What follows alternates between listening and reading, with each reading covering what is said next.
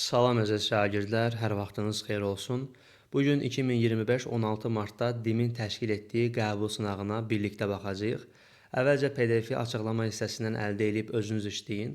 Bu həm birinci qruplar üçün, həm də ikinci qruplar üçündür. Sualları, yəni birləşdirmişəm, situasiya və isbat sualları axırda yerləşdirilib. Özünüzü yoxlayın, ondan sonra gəlin birlikdə izahına baxaq. Bu arada 10-cu sinifdə oxuyan şagirdlər də bunu işləyə bilər. Ən azından uşaqlar keçdiyi mövzuları yoxlayarlar ki, görək nə qədər öyrənmişik. Başlayaq birinci sualımızdan. Bu bərabərsizliyin ən böyük və ən kiçik tam əllərinin fərqinin modulunu tapın deyir. Əvvəlcə uşaqlar biz burada nə edəcəyik? Biz çalışırıq ki, bunu elə qüvvət şəklində yazaq ki, rahat müqayisə eləyə bilək. Bunu daha səliqəli yazmaq olardı. 2x-in kvadratı. Digər tərəfdən biz bunu 5-in qüvvəti kimi yazmaq istəyiriksə, biz bilirik ki, 5-də 1 5-in tərsidir. Yəni biz yuxarı bir mənfi işarəsi qoysaq, 24x üzərinə gəl 54 məsələ həll olmuş olacaq. Nə deməkdir bu? Məsələn 5-də 1 üstü x varsa mən bunu 5 üstü mənfi x kimi yaza bilərəm. Çünki qüvvətdəki mənfi işarəsi ifadənin tərsini bizə göstərir. Sonra bunu bərabərsizliyin sağına ata bilərik. 2x kvadrat kiçik bərabərdir 5 üstü mənfi 24x üzərinə gəl 54. Burada uşaqların elədiyi səhv çox zaman nə olur? Məsələn, burada bizim əsasımız 5-dir.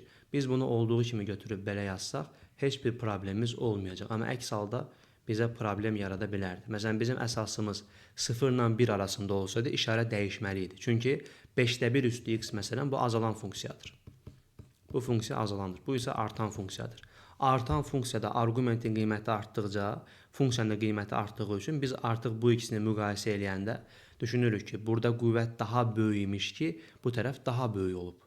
Burada qüvvət daha kiçik imiş ki, bu tərəf daha kiçik olub. Amma bu 5-də 1 üçün doğru deyil.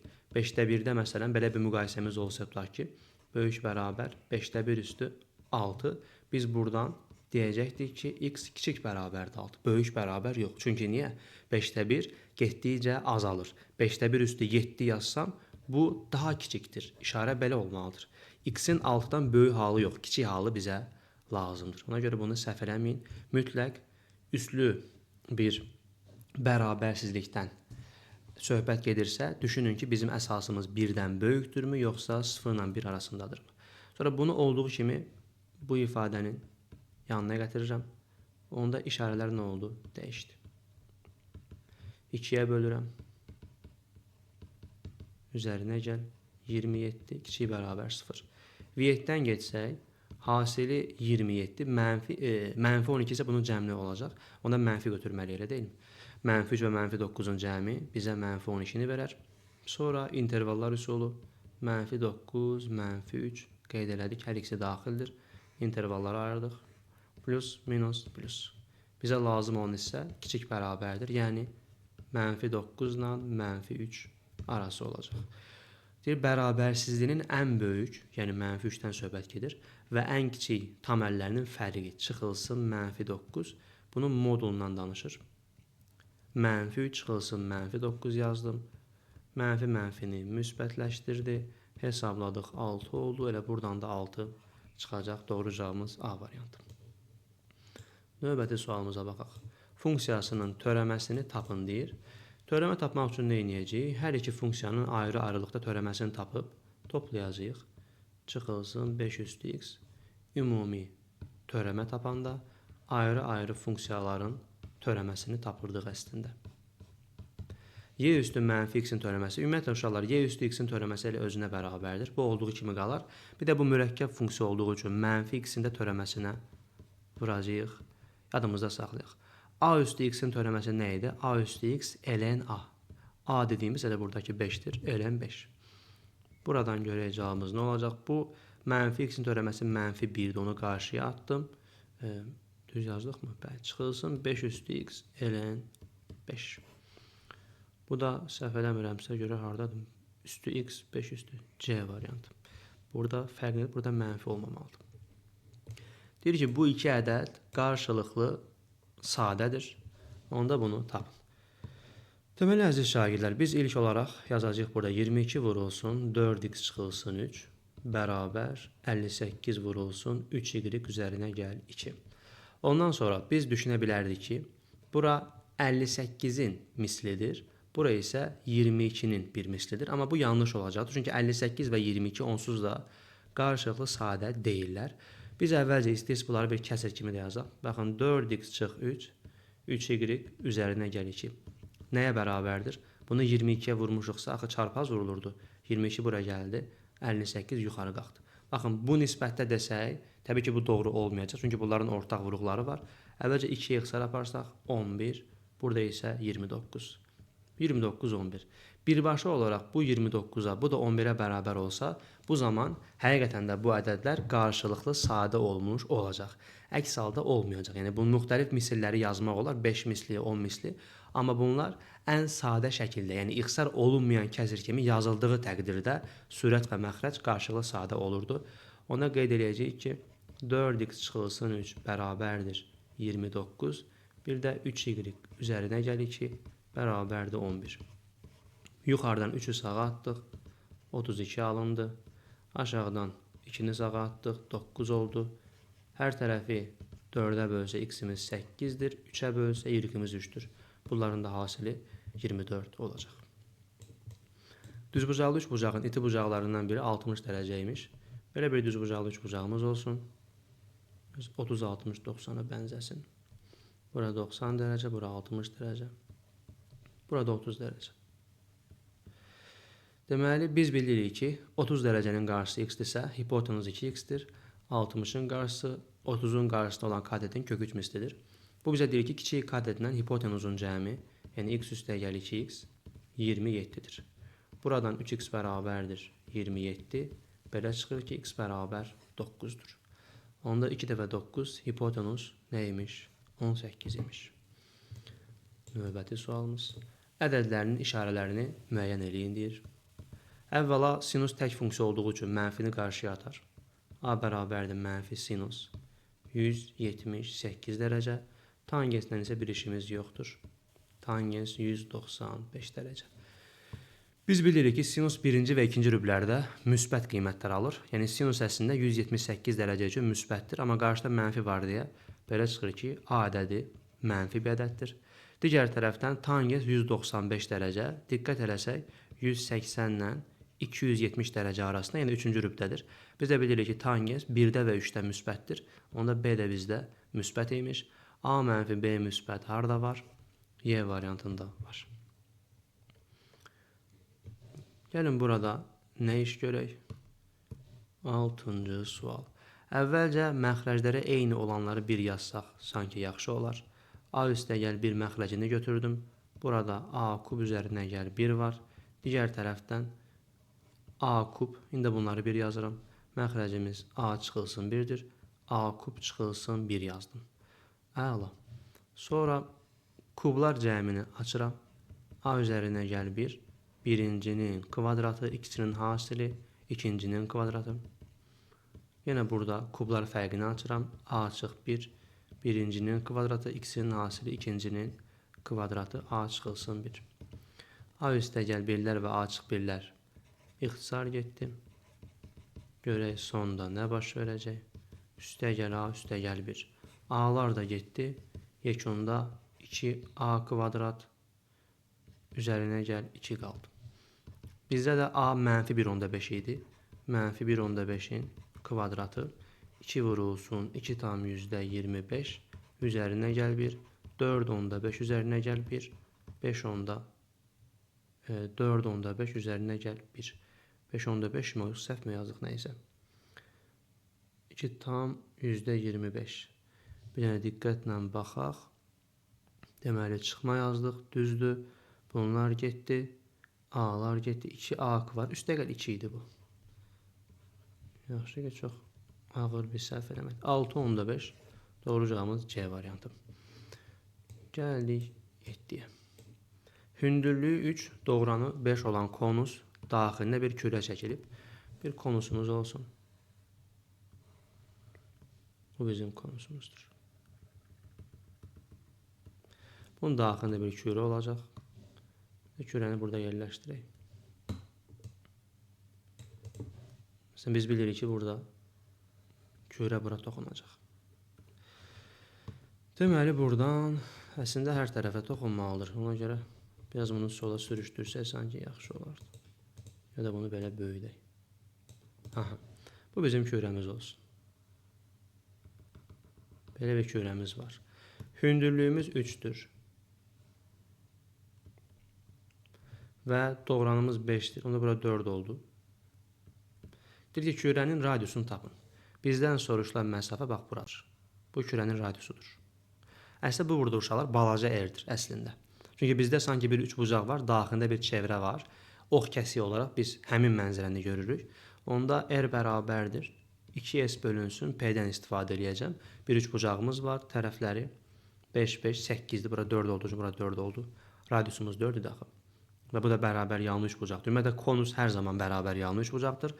Xüsusi halda bərabər tərəfli ola bilər təbii ki. Bərabər tərəfli də onsuz da bərabər yanlının bir halıdır. Yəni fərqli bir şey deyil. 2 vurulsun. Sahə tapacağıq. Sahəmiz olacaq 3 vurulsun 8 bölünsün 2. Bu bizə 12'ni verdi. Bir də bizə lazım idi perimetr. Perimetrdə 5 üzərinə gəl 5 üzərinə gəl 8 18. 2 vur 12 bölünsün 18. Bu da bizə verir 24 bölü 18'i. Bunu bölsək 6'ya 4 bölünsün 3. 1 tam 3'də 1 alınır. Keçdik 8'ə. 8-ci sualda biz nə edə bilərik? Yuxarını x, y-ə vurmaq olar. Yaxud da ortaq məxrəc eləmək olar. Ortaq məxrəc eləsək x, y. Birincini vururuq x-ə, y-ə, ikincini vururuq x-ə. Y çıxılsın x. Bərabər 1 bölünsün 8. Bir də aşağının solun sağın mənfi 1'ə vursaq, alacam y çıxılsın x bərabərdir 4. Bu iki bərabərlikdə mən alıram ki, y çıxılsın yerinə 4 yazsaq, böl x, y bərabər 1 böl 8 çarpaz vursaq, x, y bərabər 4 dəfə 8'dən 32 alınır. Növbəti sualımız. Euler-Levin diaqramında kəsməsi boş olmayan A və B çoxluqlarının elementlərinin sayı verilmişdir. A, B birləşməsinin ən kiçik qiymətini tapın. Deməli, burada biz nə edəcəyik? Kəsməmiz boş deyilsə, 2x çıxılsın 3. Minimum nə ola bilər? 1 ola bilər. Çünki kəsmə boş deyilsə, həmişə minimum qiymət ən azından burada bir element olsun deyə düşünürdük. 2x bərabər 4, x bərabər 2 tapdıq. Bu 1. İndi söhbət birləşmədən gedirsə, x-imiz konkret 2'dir. Bura 2 versək, y-ə də məsələn 1 verə bilərdik, tutaq ki. Bu sualda bir boşluq var, belə düşünürəm. Bu sualda x, y, z-in tam olduğu qeyd olunmayıb. Ən azından z-in tam olduğu qeyd olunmalı idi, mənə belə gəlir. Çünki bu sualın cavabı da elə biləm düz gəlmirdi. Deməli, belə eləyək. Bizə lazımdır birləşmə. Nə idi birləşmə uşaqlar? Bu üçünün cəmidir. Bura heç baxmayaq, bura 1 oldu onsuz da. 2x üzərinə gəl y, üzərinə gəl 1, üzərinə gəl x üstə gəl 3z. Buradan aldım 3x, ki x'imiz 2 idi onsuz da. Məcbur 2, yəni 2'dən başqa bir şey verə bilməyəcəyik. Üzərinə gəl, deməli, gəlin belə eləyək də. Burada elə biz x-ə 2'ləri yazaq. 2 dəfə 2, 4, üzərinə gəl 1, üzərinə gəl 2. Ədədlərin hamısını topladım. Yerdə qaldı y üzərinə gəl 3z. Bu da bizə verdi, deməli 6, 7 üzərinə gəl y üzərinə gəl 3z.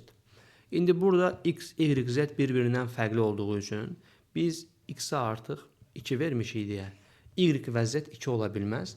Hansına 1 verək deyə düşünürük. Amma uşaqlar, burada biz z-ə 3'də 1 də verə bilərik. 3'də 1 versək daha kiçik olar. Buna məsələn 1 verənə buna 3'də 1. Cəm neçə olar? 7 üzərinə gəl 1 üzərinə gəl 1, 9 olar. Ən kiçik 9 ola bilər. Amma burada müəllif x, y, z-in tam olduğunu təsvir edib ki, yəni bu tamdır. Təsəvvür edib belə deyək. Məncə o fikirlə bu qeyd olunub. Çünki burada minimum 9 tapılır. Amma biz burada nə edə bilərik? Fərz edək ki, x, y, z tam olmalıdır. Əslində uşaqlar, x-in tamlığı, x-i tam ki tapdıq, y-in də burada tam olduğunu bilə bilərik əslində. Y məcburən tam olacaq. Bu tamdırsa əgər, bu da gələ tam olsun. Amma z-in belə bir şərti yoxdur. Z-ə 3'də 1 verə bilərəm məsələn. 3'də 2 də verə bilərəm. Çünki yenə də bura nə olmalıdır? Natural olmalıdır. Çünki bura say göstərir. Amma z axı təklikdə say göstərmir. Z-ə 3'də 1 verə bilərəm.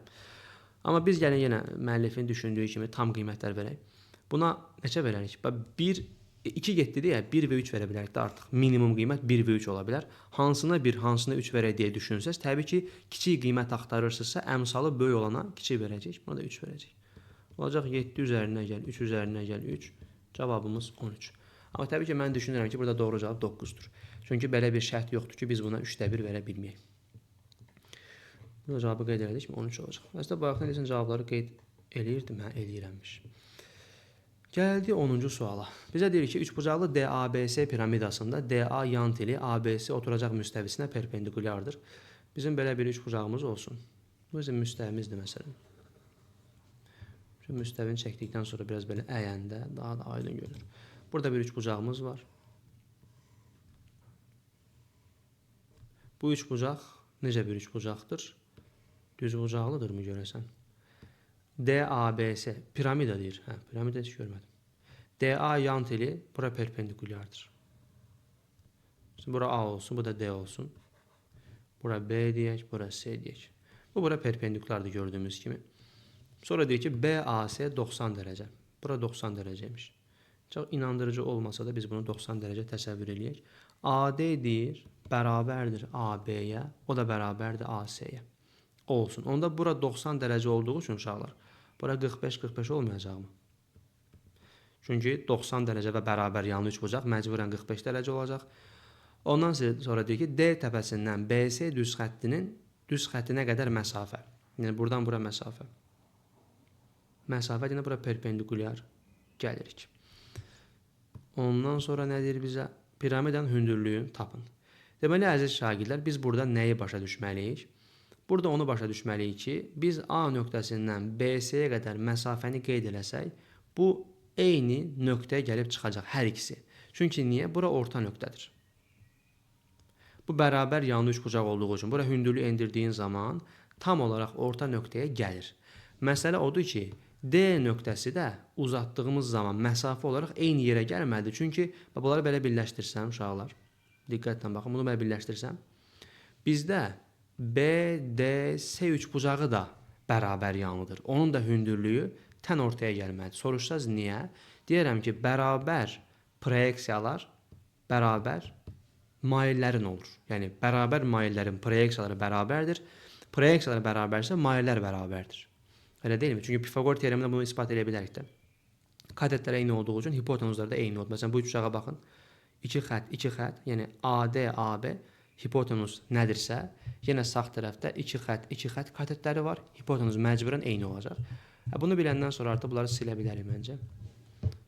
Bizim fikrimizi yayındırmasın. Aha. İndi bizə deyir ki, bu məsafə 8/6 imiş. Piramidanın hündürlüyünü deyir tap. Əslində bunu biz piramida kimi birləşdirməliyik bura, amma buna ehtiyac olmadığı üçün birləşdirmədim. Deməli, buradan piramida hündürlüyünü tapa bilərik. Bizə bir dənə buradakı məsafə lazımdır. Biz bu məsafəyə uşaqlar nə deyə bilərik? X deyək. Bura X desək, 45 var burada. Burada yenə 45 var. Onda burada X olacaq. 45, 45, 93 bucağı. Buraya olacaq X kökdə 2. 45, 45, 90. Elə deyil. Ondan sonra, axı burada X kökdə 2 oldu. Çünki AD, AB, AC bərabər idi. İndi biz fokuslanaq hansı üçbucağa? Üçbucaq A, D, F. Bu üçbucaqda fikir verin. Bunu yenə buradan silim. O üçbucağı görə bilək. Bu üçbucağa diqqətlə baxırsınız. Bir katedimiz X kökdə 2-dir. Onun kvadratı. Digəri X-dir. X-in kvadratı bərabər 8 kökdə 6-nın kvadratı. Bura bizə verir 2x kvadrat. Bura təzədən x kvadrat. Burada 64 vur 6. Toplasaq oldu 3x kvadrat. Nəhayət 64 vur 6-nı böləcəyik 3-ə. X-lar getdi 2 qaldı. X də buradan tapsaq 64-dən 8 çıxır. 2 kökdən çıxmır. 8 kökdə 2 B variantı deyəcəyik. Piramidanın hündürlüyü, yox, üzr istəyirəm. Piramidanın hündürlüyünü soruşur. Bizdə piramida hündürlüyü x kökdə 2 idi. Yəni 8 kökdə 2-ni bir də kökdə 2-yə vuracaq. Cavabımız 16 olacaq. 11-ə baxaq. Deyir, x-in hansı qiymətlərində ardıcıllığı həndəsi silsilə təşkil eləyir. Biz 3 ardıcıl hədd üçün, məsələn B1, B2, B3, məsələn belə yazıram. Hər hansı 3 ardıcıl hədd ola bilər. Bilməliyik ki, ortancıl həddin kvadratı özünə qonşu olan 2 həddin hasilinə bərabər. Təbii ki, bu daha da uzadıla bilər.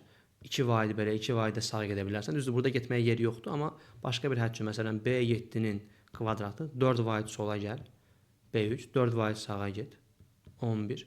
Bu hasil bizə yenə də B7-nin kvadratını verir. Burada diqqət eləsəz 3 və 11-in cəmi 7-nin ikimisini 14-ü verir bizə. O cür yadda saxlaya bilərsiniz.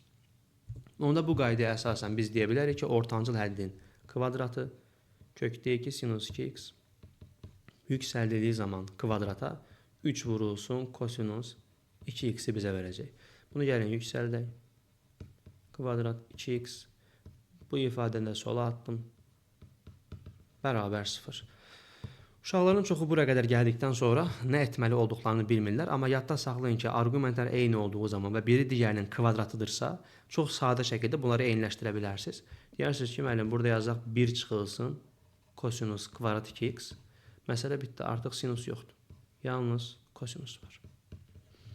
Burada alırıq 2 çıxılsın 2 kosinus kvadrat 2x çıxılsın 3 kosinus 2x bərabər 0. Gəlin solu sağı mənfiyə vuraq. Solu sağı mənfiyə vursaq, alacağıq 2 kosinus kvadrat 2x üzərinə gəl 3 kosinus 2x çıxılsın 2 bərabər 0. Digər tərəfdən kosinus 2x-ə bir t desək, alacağıq 2t'nin kvadratı 3t çıx 2 bərabər 0. Sözsüz ki, burada t əvəzləməsi aparmaya da bilərik. Vacib deyil. Amma bəzən biraz işimizi asanlaşdırır deyə bunu belə eləyirik. Sonra parçalama üsuluna görə hasili -4, cəmi 3. Necə parçalayırıq bunu? Bunu elə -4-ün 1-ə parçalamaq olar. Müsbət 4-ün daha doğrusu mənfiyə. Bunu müsbət 4t yazaram. Çıx t. Çıx 2 bərabər 0. Bu ikisindən 2t'ni ortaq çıxarsaq t üstə gəl 1. Buradan mənfini ortaq çıxarsaq t üstə gəl 2. 1 oradan çıxdı. Bərabər 0. Hər ikisindən də t üstə gəl 2-ni ortaq çıxarsam 2t çıxılsın 1 bərabər 0. İndi hər ikisinə 0 deyəcəyik. Çünki hasil 0-sa vuruqların hər ikisi 0 ola bilər. Kök verə bilər biz hər ikisi -2. Bu boş çoxluqdur. Birazdan danışarıq bunu. 2t çıx 1 bərabər 0. 2t bərabər 1. T bərabər 1/2. Biz nəyə t demişdik? Kosinus 2x-ə t demişdik. Onda mən yazmalıyam ki, kosinus 2x bərabər -2. Amma biz eyni zamanda bilirik ki, kosinus 2x-in qiymətlər çoxluğu -1 bir parçasıdır. Yəni o 2 qiymətini ala bilməz, -2-ni, 2-ni də ala bilməz, -2-ni də boş çoxluq. Bir də kosinus 2x bərabər 1/2 desək, buradan 2x bərabərdir. Plus minus yazırdıq. Plus minus 2-də 1-i alır, pi bölünsün 3-də üzərinə gəl 2 pi q. Hər tərəfi 2-yə bölsək, pi bölü 6 üzərinə gəl pi q. Bu da bizim yekun cavabımız. Həqiqətən biraz həngamə sual idi. Belə görürəm doğru cavabımız pi bölü 6 olan Y variantı olacaq. Növbəti sualımıza baxaq. Deyir ki, hündürlüyü 12, iti bucağının tangensi 3/2 olan bərabər yanlı trapesiyanın diaqonalı yan tərəfə perpendikulyardır. Trapesiyanın böyük oturacağını tapın. Əvvəla unutmayın ki, 90-dan 90 enibsə, yüksək ehtimal ki, burada evklid var. Digər tərəfdən bura bir x deyək. Tangens alfa bilirsiniz ki, qarşı katet böl hipotenuzdur. Bunu bizə verib 3 bölünsün 2. Çarpaz vuranda 3x bərabərdir 24, x bərabər 8. X-i buradan sildim, yerinə 8 yazdım. Bizdən indi A-kanı da istəyir ki, biz ümumi böyük oturacağı tapaq. Biz də bilirik ki, 90-dan 90 enibsə, h kvadrat bərabər edir proyeksiyaların hasili. Yəni burada 12-nin kvadratı bərabərdir proyeksiyalar hasili. Qısaca 8 vur y. Buradan da y bərabərdir. 12-nin kvadratı 144-dür. Bölünsün 8. 14 bölünür 1 dəfə. 64 bölünür 8 dəfə. Burada deməli 18 imiş. Trapesiyanın böyük oturacağı 18, o da 8, 26 olacaq. Məsələ bitdi. Bir bu limiti hesablayın. Çətin suala oxşamır. Ümumiyyətlə uşaqlar, limitdə ki, vuruqları ayırma oldu. Demək ki, o sadə sualdır. 1'i birbaşa olaraq yerinə yaza bilmirik və 1 verdiyimiz zaman 0/0 alınır deyə, bəli, həm yuxarıdan, həm də aşağıdan törəmə tapa bilərsiniz, amma biz o yolu çox da bəyənmirik deyə əvvəlcə nə edəcəm? Yuxarıdan x-i ortaq çıxartdım. X kvadrat üstəgəl x çıxılsın 2. Aşağıda isə x çıxılsın 1 var. Bu ifadədə uşaqlar köklərə diqqət eləsəz, cəmimiz -1 olsun, hasilimiz -2, -2 ilə 1 deyə bilərik. Vuranda deməli -2 toplayanda -1 əksini yazıblar, bəli.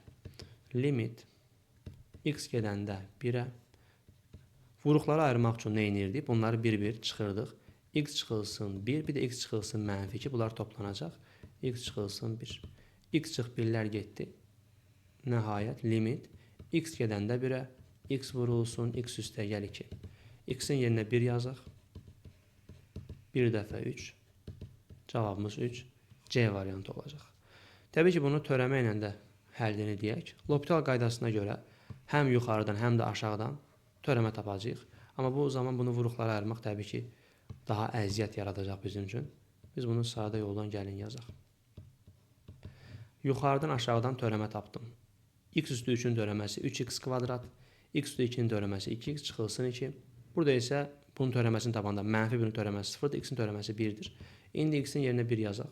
3 vurulsun 1-in kvadratı, 2 vur 1 çıxılsın 2.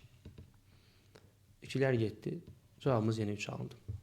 Düşünə bilərsiniz ki, bu daha sadə yoldur müəllim, niyə özümüzə əziyyət verək? Necə məsləhətdir? 14-cü sualımız. Deyir, bu ifadəsinin qiymətini tapın. Biz əvvəlcə nələr düşünə bilərik? Hər tərəfi x-ə bölmək də bir yoldur. Birinci yolla belə yazaq. Hamısını x-ə bölürəm. X kvadrat bölünsün x. 3 bölünsün x. Bir də 4ax bölünsün x. Bu getdi. Burada heç nə getmədi. Aldıq x üzərinə gəl. 3 bölünsün x bərabər 4a. İndi gəlin bunu yüksəldək kvadrata. Hər tərəf. Aldım x kvadrat, 2 vurulsun, x vurulsun, 3 bölü x, bir də ikincinin kvadratı. Bərabər 16a kvadrat. X-lər getdi. Bizdən soruşduğu onsuz da nə idi? X kvadratla 9 bölü x kvadratın cəmi. Onda biz yerdə nə qaldı burada? 2 vur 3, 6. 6'nı sağa atarıq. X kvadrat 9 bölü x kvadrat bərabər 16a kvadrat çıxılsın 6. İndi bunun bizdən istədiyi başqa bir ifadədə əslində.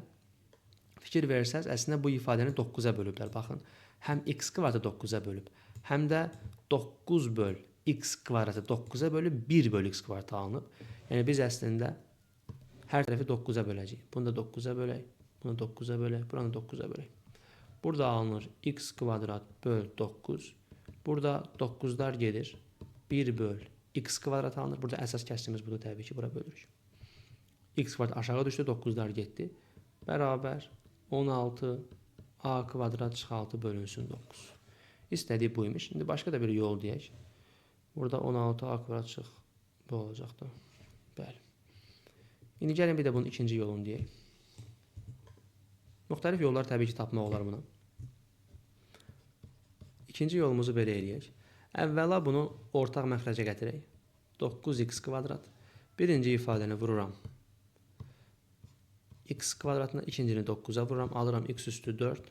Üzərinə gəl 9. Düşünürəm ki, bunu yüksəlsəm kvadrata sürəti ala bilərəm. Ən azından sürətlə bağlı bir şeylər alacağım. Yüksəldirəm kvadrata. Alınır x üstü 4. Üzərinə gəl 3 vurulsun. 2 yazmadım. Bu mənim diqqətimi pozdu çünki yaxşı alınmadı. Sonra 2 vurulsun, 3 vurulsun, x'in kvadratı, bir də 3'ün kvadratı 9 bərabərdir 16a kvadrat x kvadrat. İndi buradan bizə lazım olan bu ikisinin cəmidir. Bunu sağa atıram. X üstü 4 üzərinə gəl 9 bərabər 16a kvadrat x kvadrat çıx 6x kvadrat. İndi həmin ifadəni ki, bax, cavabını aldıq, gətirib yerinə yazıram. 16a kvadrat x kvadrat çıx 6x kvadrat bölünsün 9x kvadrat. Sürətdən x kvadratı ortaq vuruq kimi çıxarıb x-lər aparsaq, məsələ bitmişdir. Öyrəşmişəm, burada kamera olsun. Elə biləm, yenə kamera var və görməyəcəksiniz. Bölünsün 9x kvadrat. X kvadratlar getdiyi zaman doğru cavabımızın D variantı olduğu aşkar görünür. Gəldik 15-ci suala. Bu sual da məşhur sual, dəfələrlə istifadə olunub. 5 dənə vərəqimiz olsun. Birini çəkəcəm təbii ki. Qalanlarını kopyalayarıq. Vərəqlər eyni olsun çünki. Şərtdə fikir verin. Eynidir. Bunu da bura qoyduq. Sonra bizə deyir ki, bütün imtahan vərəqlərində maksimum bal eynidir. Yəni, hamı məsələn 700 bal toplaya bilər. Daha yuxarısı mümkün deyil.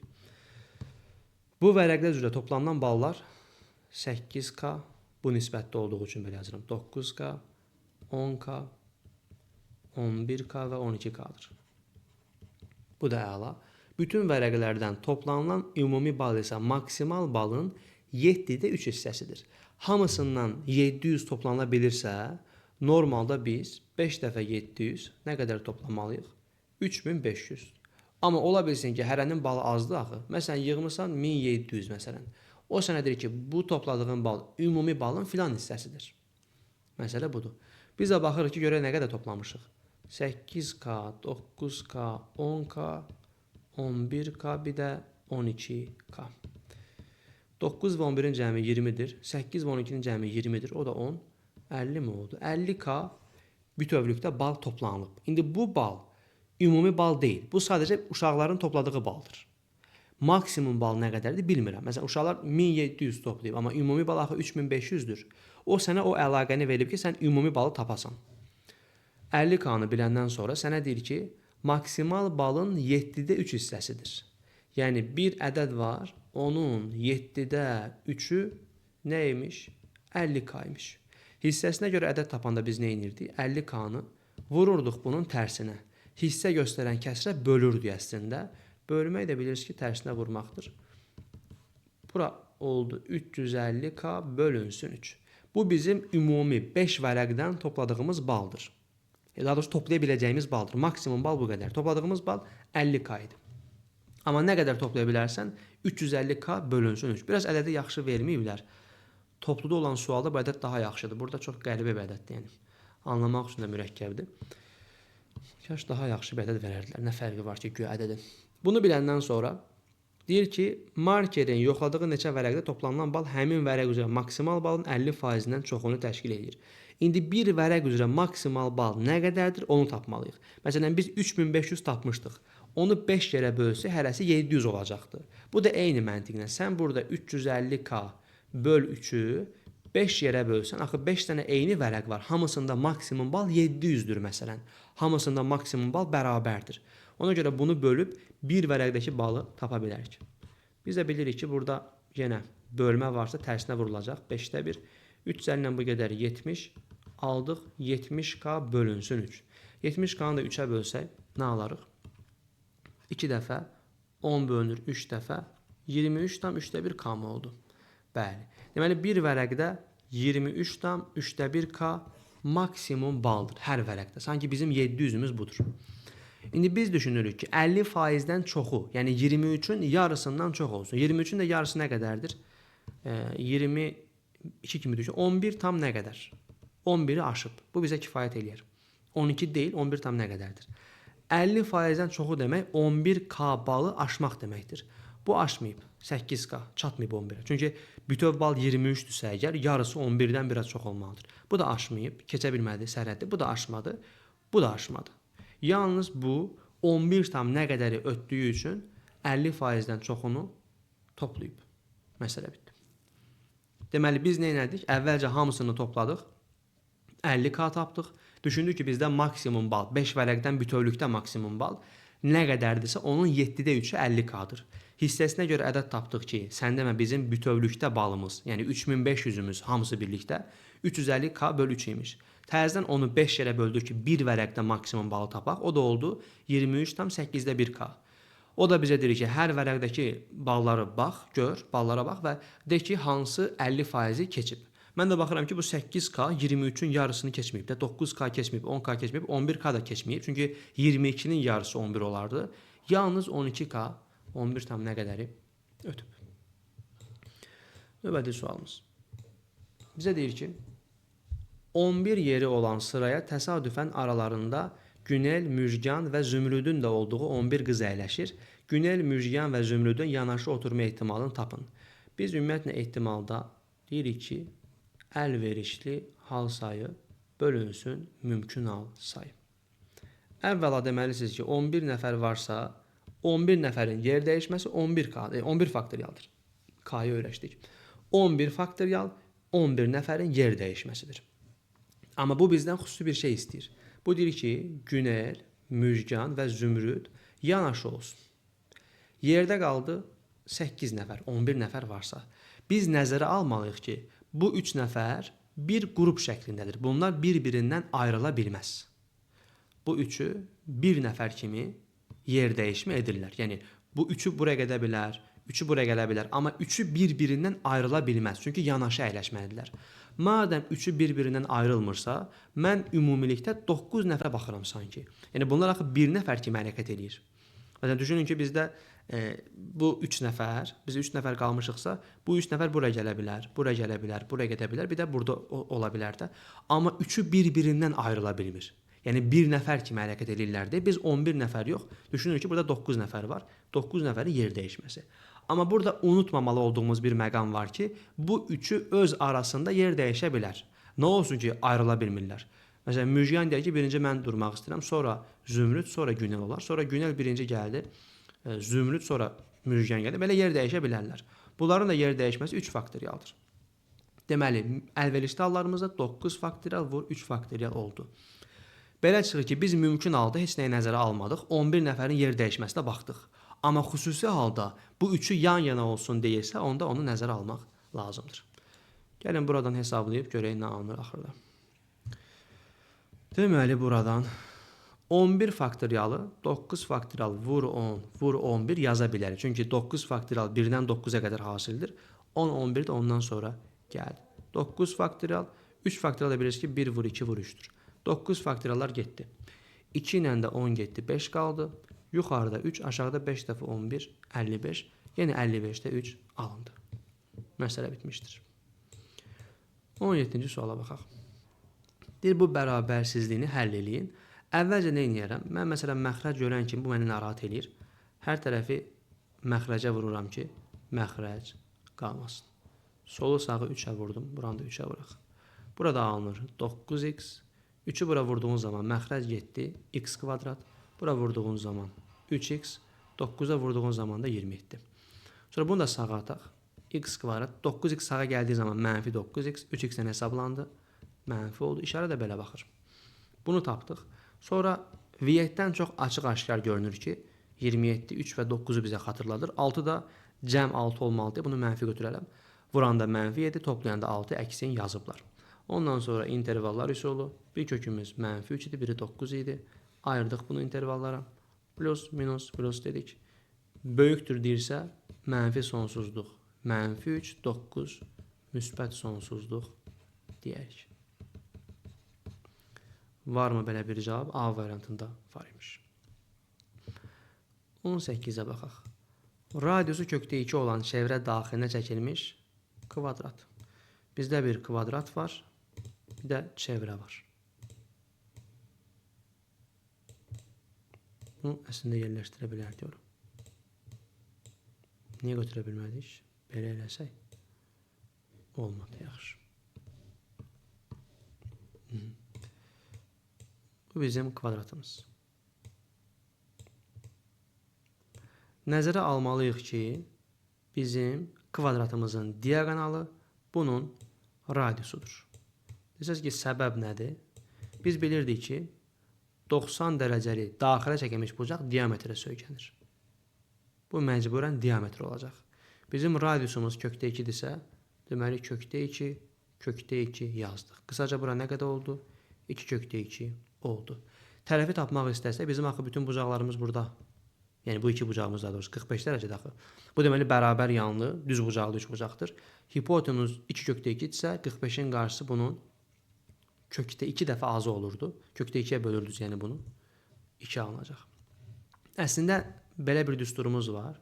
Kvadratda diaqonalın kvadratı bölünsün 2. 2 kökdə 2-nin kvadratı 8-dir. 2-yə böldün 4 tapdın. Və ya tərəfi tapıb ondan sonra deyə bilərsən ki, mən A kvadratından tapıram. Yenə 4-dür, eyni şey. Doğru cavabımız Y variantı olacaq. Bu vektorları perpendikulyardır. İki vektor perpendikulyardırsa onların skaler hasili nə olmalıdır? 0 olmalıdır. Kosinusun 90 dərəcə olması münasibəti ilə və skaler hasili tapanda biz uyğun komponentləri bir-birinə vurub toplayırdıq. -9-u -2-yə vursaq 18, -2-ni -1-ə vursaq müsbət 2, x-i vursaq 4-ə, 4x bərabər 0 deyəcəyik. 4x bərabərdir. Burada 20 aldı, sağa atdım. -20, x bərabər -5 oldu.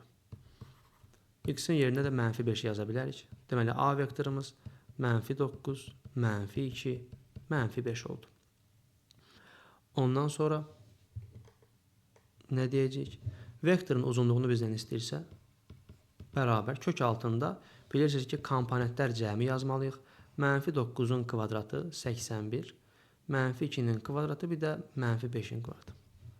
Buradan da aldıq. 85, o da 25. 110 mu oldu, 120 mi oldu? Deməli, 100 oradadır. Bu da 110 oldu elə birim. Bəli. C variantı. 20-ci suala baxaq. Bu ifadəsinin qiymətini hesablayın. Belə suallarda uşaqlar nəzərə almalıyıq ki, misal çox qarışıq görünür deyə bir sadələşmə aparmaq lazımdır. O sadələşməni belə aparacaq. Fikir versəz, burada eyni ifadəni dəfələrlə görürük. İki fərqli ifadə var əslində burada. Biri 3 əsasdan 45-dir, buna bir A deyək. Biri də loqaritma 3 əsasdan 5-dir, buna da bir B deyək. Onda ifadəmiz xeyli sadələşir. Yuxarıda alırıq 3A-nın kvadratı, 2AB çıxılsın B-nin kvadratı. Məxrəcdə isə 3A üzərinə gəl B alırıq. Sonra yuxarını gəlin vuruqlara ayıraq. Yuxarını vuruqlara ayırmaq üçün elə 3-ün 1-ə parçalamaq olar. -3AB desəm, üzərinə gəl bir dənə AB. Həqiqətən -3AB üzərinə bir dənə AB gəldiyin zaman -2AB alınır. Çıxılsın B-nin kvadratı.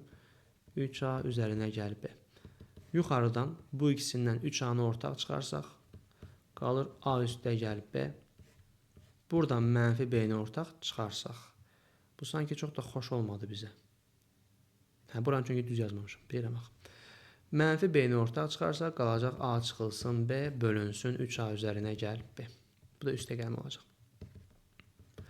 İndi yuxarıdan A çıxılsın B-ni ortaq vuruq kimi çıxarsaq, qalır 3A üzərinə gəl B. Eyni ifadə təkrarən məxrəcdə var. Yekununda alınır A çıxılsın B. İndi biz A-nı və B-ni yerinə yazsaq, xoşbəxt sonluğa çatacağıq. Loqaritma 3 əsasdan 45 çıxılsın loqaritma 3 əsasdan 5. Çıxma varsa bölmə eləyirik. 45 bölünsün 5 bizə verir 9-u. Çünki çıxma varsa bölmə olmurdu mu? 45-i 5-ə bölürdük. O da bizə verir 2-ni. Çünki 3-ün qüvvətində 2 yazdığın zaman 9-u alarsan deyə bilərik. Gəldim 21-ə. Uşaqlar burada çox zaman niyə səhv eləyirlər bu sualda? Bunu bir dəfə mən imtahana salmışdım. Uşaqların çoxu səhv eləmişdi. Ona görə ki, həndəsi orta deyəndə biz nəyi qarışdırmamalıyıq? Bunları kökdən çıxarmağa ehtiyac yoxdur. Amma 2 ədədin həndəsi ortası deyəndə kök altında onların hasilini yazmaq lazımdır. Deməli, biz bir kök altı yazdıq. Sonra bu kök altıların hasili yazmalıyıq. 19 çıx 4 kökdə 15 vurulsun 19 üzərinə gəl 4 kökdə 15. Bunu yazdıq. Digər tərəfdən biz artıq bilməliyik ki, kök altının biri var, bir də ikincisi var. Bunları bir kökün altına yazdığımız zaman 19 çıx 4 kökdə 5, 19 üzərinə gəl. Kökdə 15 idi, bax getdikcə misal deformasiya uğrayır. Buradan da kök altında biri, bu da ikincisi. Birincinin kvadratı 19'un kvadratı çıxılsın 4 kökdə 15'in kvadratı. 4'ün kvadratı 16 vur 15. 19'un kvadratı 361 mi? Burada isə səhv eləmirəmsə 240 alınacaq. 121. Birinci kökdən 11 çıxdı, ikincidən bu çıxa bilmədi. Uşaqlar çox zaman buna C variantı yazır və səhv çıxır. Burada kökləri nəzərə almaq lazımdır. Bir burada eni tapın. Nə edəcəyik biz? Əvvəla hər ikisinə bu vurulur. Birinci onu yazaq. 22. Birinci ifadəmiz oldu. N üstə gəl 2 faktorial bölünsün n faktorial. İkinciyə vuranda 3 vurulsun n üstə gəl 2 faktorial bölünsün n üstə gəl 1 faktorial bərabər 35. Digər tərəfdən n üstə gəl 2 faktorialı belə yazaram. n faktorialdan başlayaraq yazaq. Çünki məsələn biz belə bir ifadə görəndə 6 faktorial böl 4 faktorial, hətta 3 faktorial. 6-nı yazırdıq 3 faktorial, sonra 1-1 artırırdıq. Həqiqətən də 1-dən 3-ə hasil 6-ya qədər gəlirsənsə problem yoxdur. Bunlar gedirdi. Bu da eyni cür. N faktorial yazdım, 1-1 artırıram. N üstə gəl 1, N üstə gəl 2. Bölünsün n faktorial. Üzərinə gəl. Burada yenə də bizdə n üstə gəl 1 faktorial var deyə. Bunu yazaram n üstə gəl 1 faktorial. Ondan sonra onsuz da n üstə gəl 2 gəlir və məsələ bitdi. Belə bu qədərdir. Sonra n faktoriallar ixtisar getdi. N üstə gəl 1 faktoriallar ixtisar getdi. Bunu vurub açsaq, burada alaram n kvadrat. Onu toplayanda 3n, uzatmıram artıq 2. Burada 3'ü vuracam. 3n üzərinə gəl 6, 35'i də sola atdıq, bərabər 0.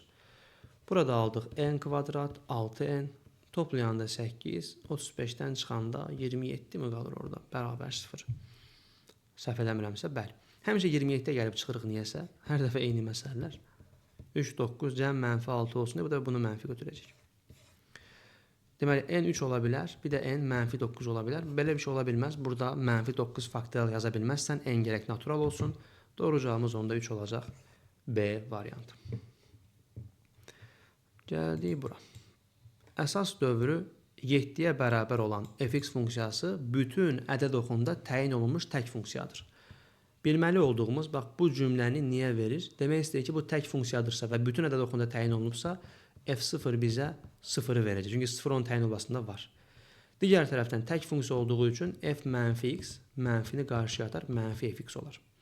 Bu iki məlumatı nəzərdə saxlamaq lazımdır. Ondan sonra 2. Baxın, mən bura f11 yazmıram.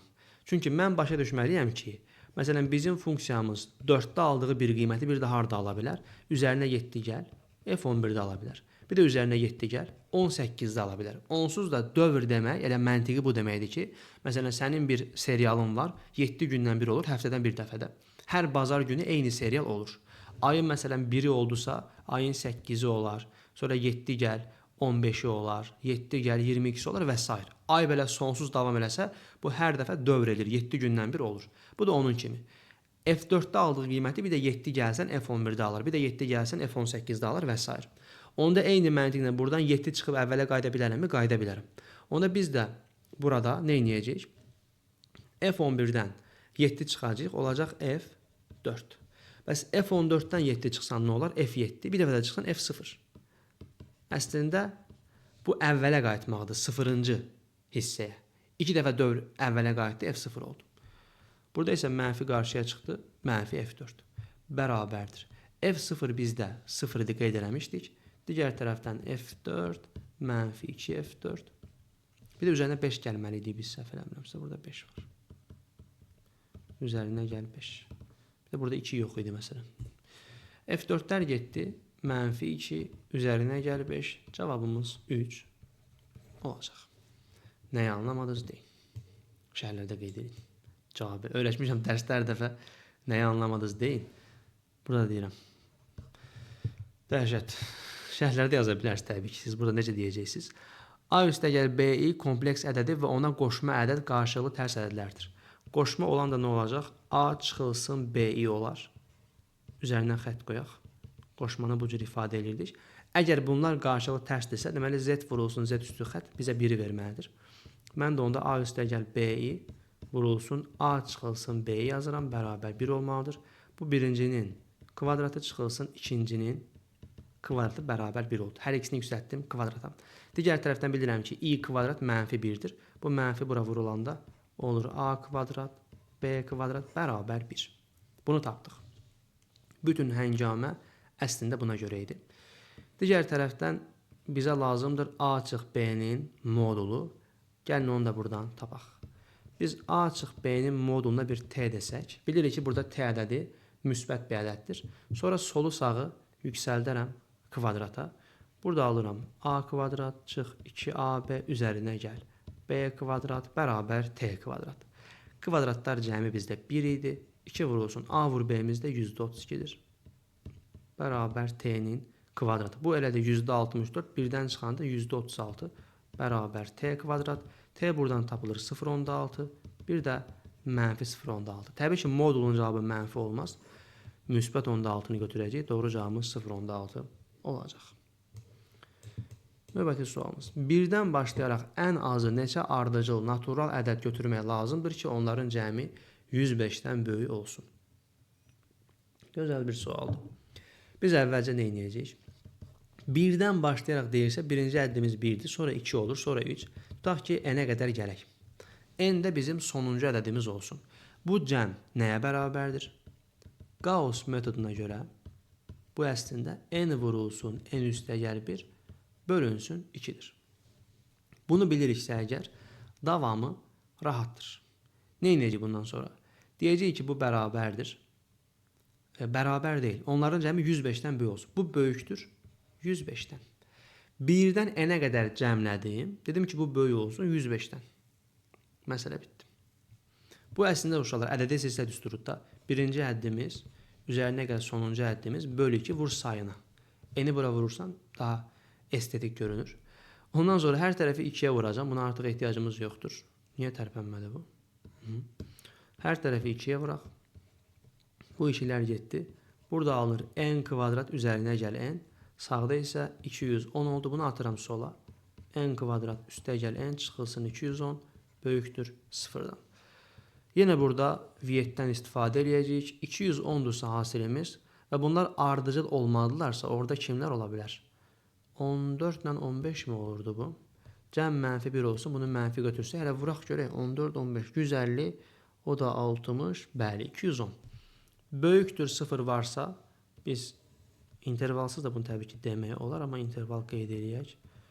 Bunu belə ayırdıq. Plus, minus, plus. Bunlar düz gəlmədik. Bizdən istəyir nəyi? Böyükdürü, yəni mənfi sonsuzluq. Mənfi 15 birləşir 14 müsbət sonsuzluq. Sözsüz ki, bizim n-imiz burada natural bir ədəddir. Birdən biz ardıcıl gedirik, natural ədədlər yazırıq. Ona görə bura ola bilməz.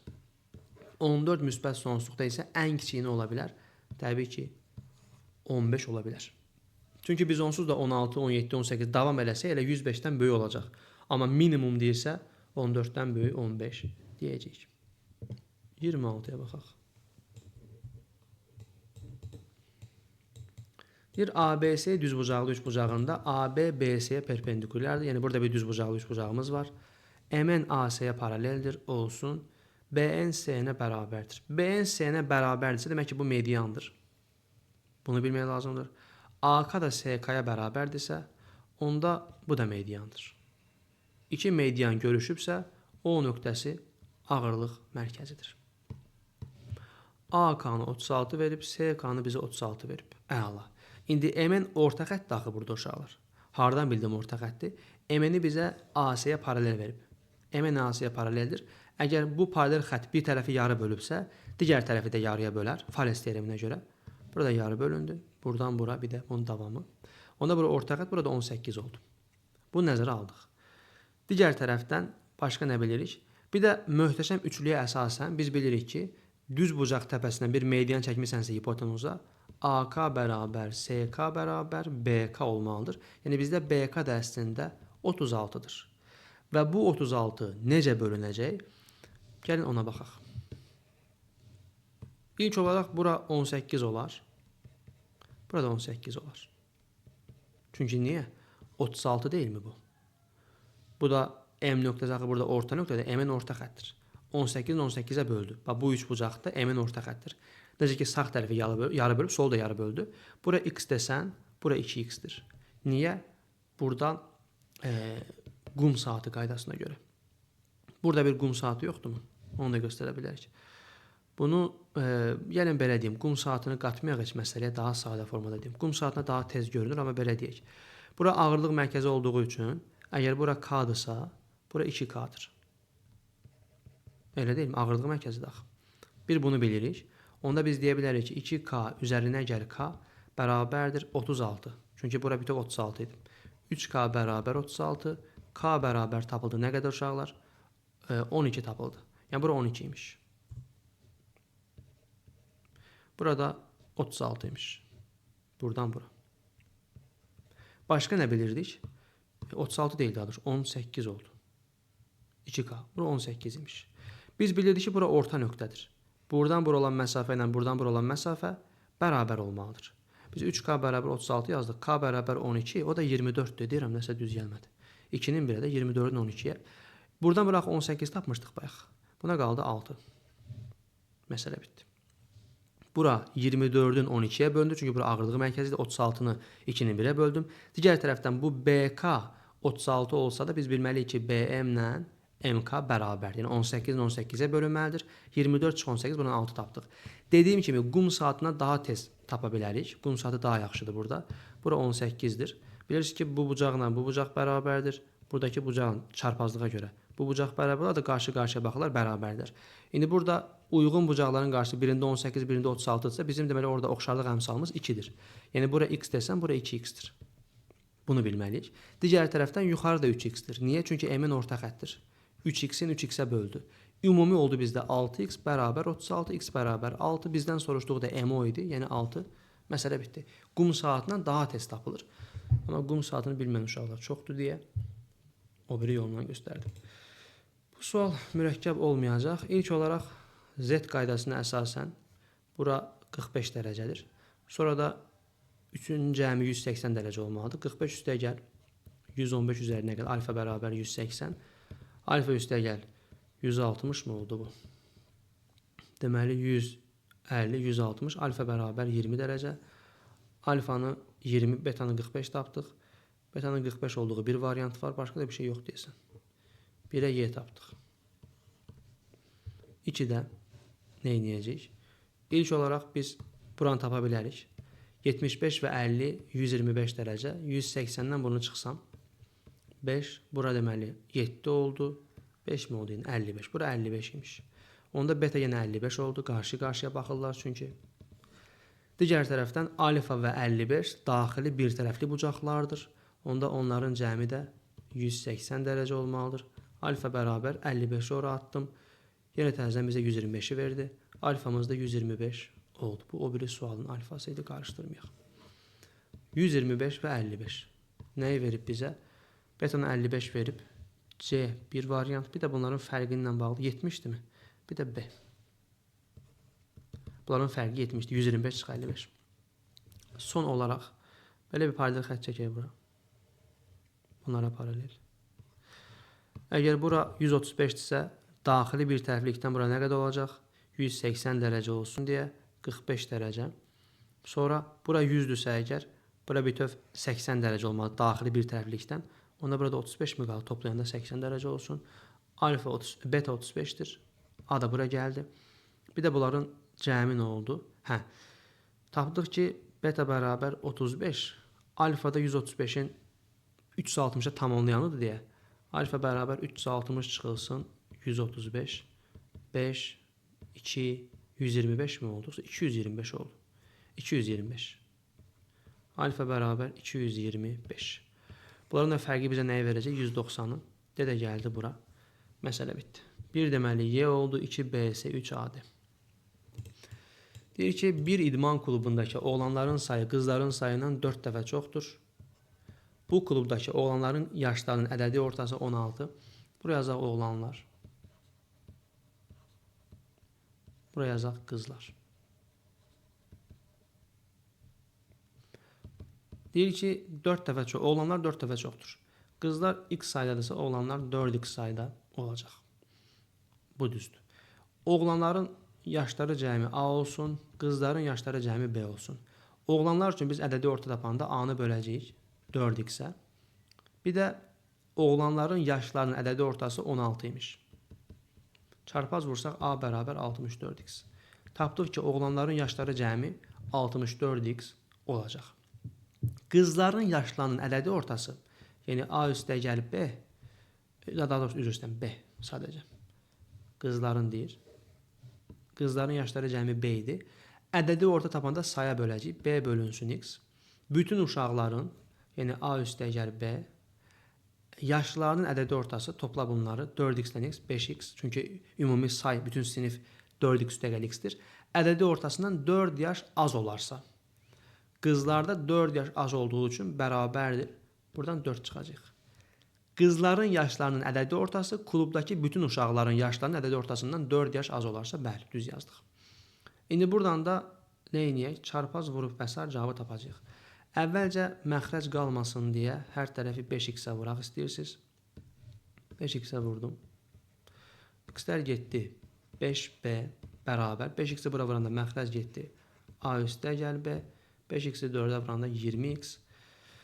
Ondan sonra A-nın yerinə 64x-i yazaram. Deməli 5b bərabər 64x üzərinə gəl B çıxılsın 20x. B-ni bura atdım. 4b bərabər 64x-dən 20x çıxdım 44x. Hər tərəfi 4-ə bölsək B bərabər 11x alındı. Burada 11x imiş. Bütün uşaqların yaşlarının ədədi ortası isə nə olacaq? Bayaq göstərmişdik. A üstə gəl B böləcəksən 5x-ə. A üstə gəl B bunları topladın. 75x. 5x-ə böldün, tapdın 15. Bu da oldu bütün sinifin yaşlarının ədədi ortası. 29-a baxaq. Tili 4 olan kubun hər hansı təpə nöqtəsindən tilinin deməli ortasına qədər. 29. Belə bir kub düzəldik. Kopyaladıq. Qoyduq bura. Bunu bura birləşdirdik. Bura görünmür. Bunu bura birləşdirdik. Bunu bura birləşdirdik. Deyir ki, hər hansı təpə nöqtəsindən. Məsələn, buranı götürək. A nöqtəsindən hara qədər məsafədən söhbət edəcəyik. A1, B1, C1, D1. Tilinin ortasına qədər ən böyük məsafə. Təbii ki, uşaqlar, bu üzlərdə olmaz ən böyük məsafə. Çünki ən böyükdürsə uzağa getməlisən. Bitişik üzlərə gəlmirəm. Məsələn, bu üzə gəlirəm. Təbii ki, digəri də eyni şeydir. Bu məsafələr eynidir. Fikir verin. Bizə lazımdır. Ortaya qədər midir? Bəli. Buradan bura gəldim. Məsələn. Bura olsun bir M nöqtəsi, orta nöqtədir. Deyir ki, məsafəni tapın. Biz də bunu tapmaq üçün nə edə bilərik? Burada bu parçanı bilirəm. Bura 2-dir. Bir üçbucaq düzəldərəm. Til 4 olduğu üçün bura 2 oldu. 2-2 bölündü. Bir üçbucaq düzəldək və o məsafəni tapaq. Bax, bunu bura birləşdirirəm uşaqlar. Bura 90 dərəcədir. Bax, vacib məsələ budur. 3 perpendikular teoriminə əsasən. Bura nə qədər olacaq? Tillər 4 olduğu üçün bura 4 kökdə 2. Yan üzün diaqonalı. İndi fikir verin. Bax, bu şəkil burada önəmlidir. 3 perpendikular teoremi həm buraxılışda, həm də blokda istifadə olunur. Təbii ki, çox vacib teoremdir. Bu üç bucağa diqqətlə baxın. Baxın, burada mail gəlib. Mailin proyeksiyası bu düz xəttə perpendikulyardır. Elə deyilmi? Onda mailin özü də bu düz xəttə perpendikulyardır. Yəni, bu AMD1 üçbucağı düz bucaqlı üçbucaqdır. Bizdən soruşulan məsafə də AM idi. Onda AM-in kvadratı 2-nin kvadratı üzərinə gəl 4 kökdə 2-nin kvadratı olacaq. Bərabərdir. 4 üzərinə gəl 16 vur 2 32 36. Onda AM bərabər 6 oldu. Çox gözəl bir sualdır. Diqqət tələb edən sualdır. Deyir ki, düzgün üçbucağın daxilinə çəkilmiş çevrənin radiusunun onun xaricinə çəkilmiş çevrənin radiusundan 2 dəfə kiçik olduğunu isbat edin. Deməli, biz burada bir bərabər tərəfli üçbucaq götürək. Bunun həm daxilinə, həm də xaricinə çevrə çəkək. Bənövşəyi rəngdə olsun xaricində bir çevrə. Bunun bərabər tərəfli olduğunu da bilmədik, amma eybi yox. Fərz eləyək ki, bərabər tərəflidir. Bunu bura qoydum. Bir də bunu daxilinə çəkəcəyik. Kopyalayaq. Yoxsa kopyalamayaq, başqa bir rəng götürək. Bu da daxilində olsun. Bunu da qoyduq bura. Aha. İndi nə edəcəyik? Bura bizim mərkəzimiz olsun. Baxın, buradan bura gəldim. Bu gördüyümüz kimi balaca yerdir. Yəni, narıncı çevrənin, üçbucağın daxilində olan çevrənin radiusudur. Bir də buradan bura gəldik. Gələ bilsək. Bu da gördüyümüz kimi böyük yerdir. Elə deyilmi? Yəni bənövşəyi çevrənin radiusudur. Diqqətlə baxsaz. Bundan razıyıq. İndi biz bilməliyik ki, uşaqlar, burada iki toxunan var gördüyümüz kimi. Bu toxunanlar bərabərdir və toxunanla mərkəzi birləşdirdiyimiz zaman bura tənbölən olurdu. Təbii ki, bunları orada isbat eləməli deyilsiniz hamısını. Bir dənə isbat verəcəksiniz deyə hər şeyi isbat eləməli deyilsiniz. Və biz bilirik ki, bu bərabər tərəfli olduğu üçün 60-60'dır bucaqlarımız. Bu da onda 30-30 olacaq. Bura 30, bura 30. İndi bura 90 idi axı. Çünki radius toxunana perpendikulyar. Bunları qeyd edə bilərsiniz. Məlumat kimi bunları qeyd eləməlisiniz, amma isbat eləməli deyilsiniz. 90-30 burada 60 dərəcə olacaq. İndi bu düz bucaqlı üç bucaqda biz deyə bilərik ki, 90'ın qarşısı r, 30'un qarşısı r'dir. Biz də bilirik ki, 30'un qarşısı əgər r'dirsə, 90'ın qarşısı 2r olmalıdır. Onu da bizə böyük r veribsə, isbat elədik ki, r bərabər 2 dənə balaca r. Məsələ bitdi. Demək ki, düzgün üç bucağı, yəni bərabər tərəfli üç bucağın xaricindəki çevrənin radiusunun onun daxilindəki çevrənin radiusundan 2 dəfə böyük olduğunu bu yolla ispat eləmək olarmış. Məsələ bitdi. Gəldik situasiya sualına. Biz bunu məncə bura qoyaq ki. Bizə deyir ki, döşəməsinin uzunluğu 12 metr, eni 6 metr olan səhnəni işıqlandırmaq üçün bura 6 deyək, bura 12 deyək. 4'ü bənövşəyi, 4'ü ağ olan projektorlara yerləşdirilmişdir. Müxtəlif projektorlardan düşən işıq şüaları döşəmə üzərində həm bir-birinə, həm də döşəmənin kənarlarına şəkillər kimi toxunmaqla kongruent işıqlı dairələr yaradırlar. Konsertə 500 tamaşaçı gəlmişdir. Deməli, burada uşaqlar biz əvvəlcə hər bir radius tapa bilərik. Radiusumuz burada 3'dür təbii ki. Daha doğrusu 1.5'dir. Diametrimiz 3 olduğu üçün. Çünki burada 4 dənə bərabər radius var sanki. 4 radius. Radius buradan tapılacaq 1.5. Onda bir dairənin sahəsi yazaq S dairə bərabər pi r kvadrat. Pi'miz 3'dür. Radiusumuz da 1.5'dir. 1.5 əvəzinə mən istəyərdim ki, nə yazaq? 3 bölünsün 2 yazaq ki, daha aydın tapa bilək kvadratı. Oldu 3 vurulsun 9 bölü 4, yəni 27 bölü 4. Bir dairəmizin sahəsi bu qədərdir. Bizim burada gördüyümüz kimi 8 dairə var. 8 vurulsun 27 bölü 4, ixtisar getdi 2, oldu 54 metr kvadrat. Bəs ümumi sahəmiz nə qədərdir? 6 vur 12, 72. Ümumi sahəmiz 72'dir. İndi biz bu boşluqları tapmaq istəsək, o da fikir verin, kənarda qalan hissəni soruşur. 72 çıxılsın 54 deyərik, taparıq 18. Deyir o boş qalan hissə, yəni bu 18 bütün səhnənin, yəni 72'nin neçə faizidir? Vuracam 100%. Bunlar getdi 4'də 1, onu da 100%'ə vuranda 25% alacaq. Birinci sualın cavabı 25%'dir. İkinci, konsertə deməli 500 nəfər gəlmişdi, onu nəzərə alaq.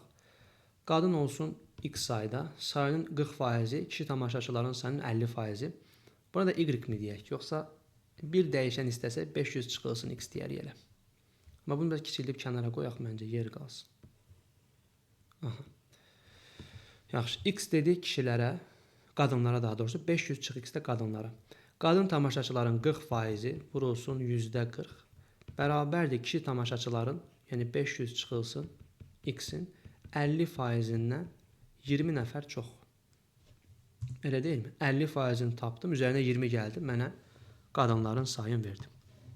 Ondan sonra burada ixtisar aparaq 20'yə, 5'də 2, ixtisar aparaq 20'yə, 20'yi apara bilmirik daha doğrusu.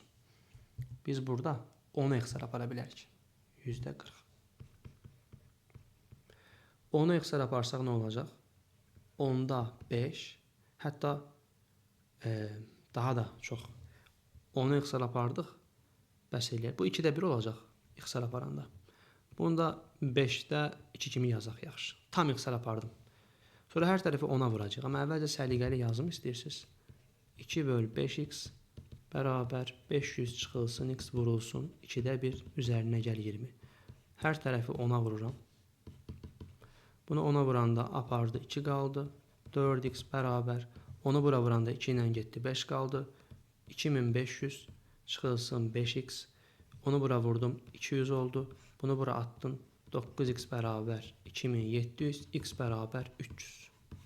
Deməli bizdə 300 qadın var imiş. Son olaraq səhnəni işıqlandıran projektorların yerlərini dəyişdirmək üçün təsadüfən x-i seçilir.